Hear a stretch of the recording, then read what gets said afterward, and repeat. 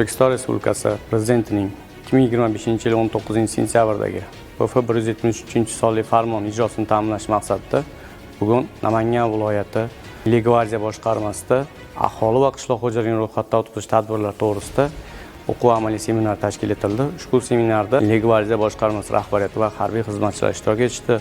Ularga ro'yxatdan o'tkazish tartiblari, usullari va savolnoma shakllari to'g'risida qisqacha tushuntirishlar berildi. 2026-yil 15-yanvardan 31-yanvar kuni aholi tomonidan internet tarmog'i orqali ro'yxatdan o'tish tartiblari tushuntirildi. Ularning oila a'zolari, qishloq xo'jaligi yerlari, shakllar orqali to'ldirish to'g'risida batafsil tushuntirishlar berildi.